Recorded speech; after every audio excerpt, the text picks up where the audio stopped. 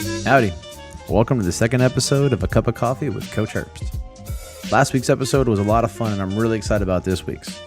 We're going to focus on decision making in our character development. We're going to talk about setting up systems and the importance of routines in our unscripted section. And then lastly, we're going to come up and implement a morning routine. Pull up a chair, order a latte.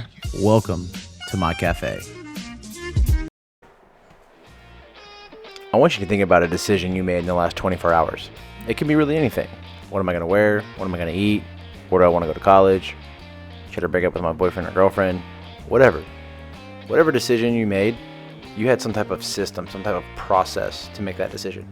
From here's my problem, here's what I want, now let's figure out how to get there. What we're going to talk about today is a way that I think is a great way to make decisions. It was written by a fighter pilot named John Boyd, and it's called the OODA loop. The first place I heard about the OODA loop was on the Art of Manliness, which is a website found by Brett McKay, which is awesome, and I'll be referencing them a lot. So the OODA loop stands for observe, orient, decide, and act. We're going to go over these four things very briefly, but I want you to think about the process of how this decision is being made and how you make decisions. Observe is our first O, and when you observe something, this is what's going on in that moment. These are the all of a sudden things changed, or you witness something happening and you're trying to get as much information from your environment as possible. So this is something you practice, situational awareness and things like that. But when you observe information, you must first orient yourself to the type of situations that you're going to be in. Orient is a lot. It is the most difficult part of the OODA loop. And the idea is that you're constantly learning from everything. You're learning from your experience. You're learning from the media, from books, from stories, from friends, that every single time you have an interaction with anyone or anything, you're learning more about them, their culture, and how to handle situations. Because the first thing you look to when you're trying to make a decision is, well, how did I do this in the past? What did I do in the past? When you orient yourself, you're constantly looking at what makes people who they are. Because the most difficult thing to do in this world is to build relationships. And how do you build relationships? You know things about people, and you talk to people, and you really get oriented to who they are. So now we have to decide what we're going to do. You observe the immediate situation. You look at all your past knowledge and experiences you've had with people in these types of situations. And you're going to decide what you're going to do. Now, if you notice and you look down, you see these things that go back and feedback. So even when you're making your decision, you keep going and you keep going and you keep going.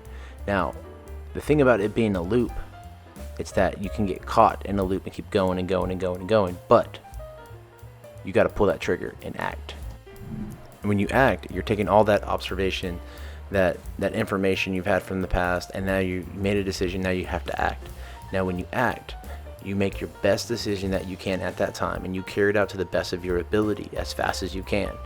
Well, sometimes situations you can make it an instant, like I should jump out of the way of this car, or sometimes you spend a year trying to decide, what house should I buy? Quick doesn't necessarily mean by time. It just means how fast can you make the decision with the information given as quickly as possible to reach your desired outcome. Now, throughout this entire process, you're getting feedback constantly at every step of the way, trying to make your best possible decision. And this is what people don't understand. It doesn't matter who is right. It matters what decision is the best, because if I have all this information, who cares who's right? I want to make the best decision we can, have the best desired outcome.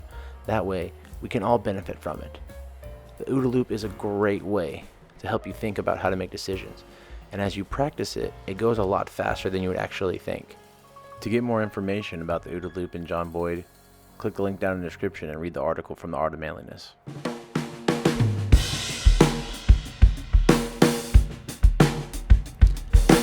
Systems and routines are really important because I want you to think about your brain as a muscle.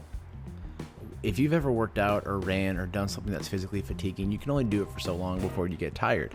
That's the importance of having systems and routines, because when you have things that are pre-established and what's the next step, what's the step after that,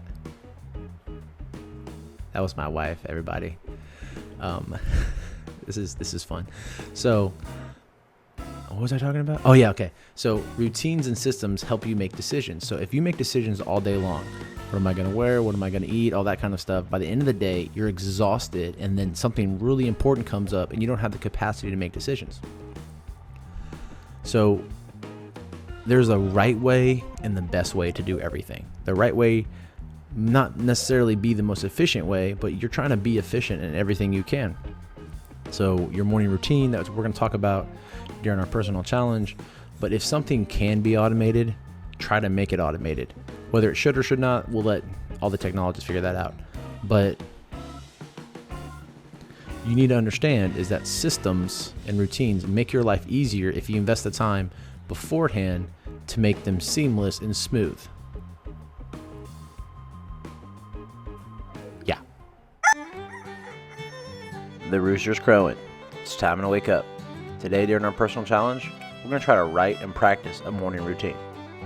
We're going to set it up, write it down, and give it a try. I'm even going to talk about my morning routine and one that I'm trying right now during all this quarantine. So let's get started. Wait, did anybody just realize that quarantine and routine rhyme? I'm a poet and didn't know it. Turn the music back on. Alright, the first thing you need to do is answer 2 questions. What do I want to accomplish in the morning, and how much time do I have? So I like to think about this kind of backwards. First of all, how long does it take me to get to work or get to school? Do I have to catch a bus? Does my parents take me? Do I drive myself? Do I walk? Do I have anybody else that I have to take care of in the morning? Do I want to exercise? Do I need to talk to somebody? Do I want to read? Do I want to read the news? Do I want to get my day ready? And then once you figure out how long all those things take you, what time do you need to wake up? Those are the things, is when I wake up and then I start myself in a routine, I need to do that every day. So be feasible about this.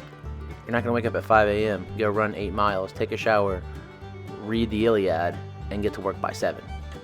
You just can't.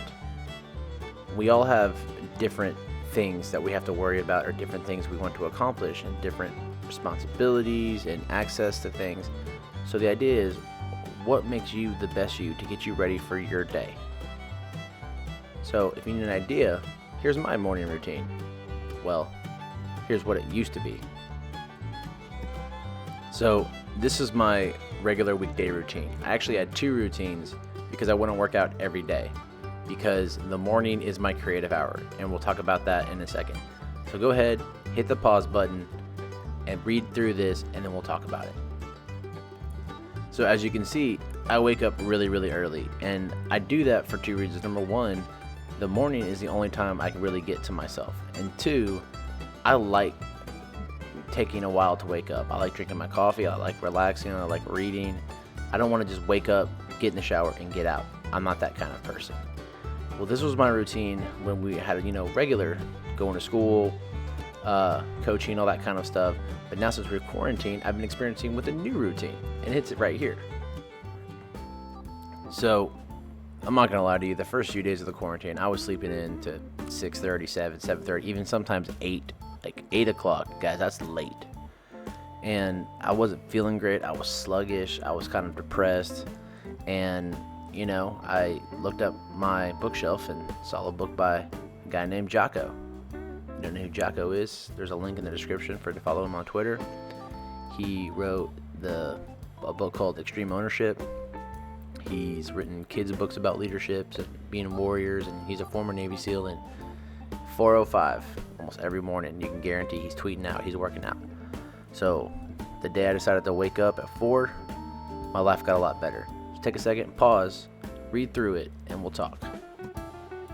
So as you notice, my routine is kind of the same except for 2 things. My creative hours in the morning. Your creative hour is like when you get your best work done.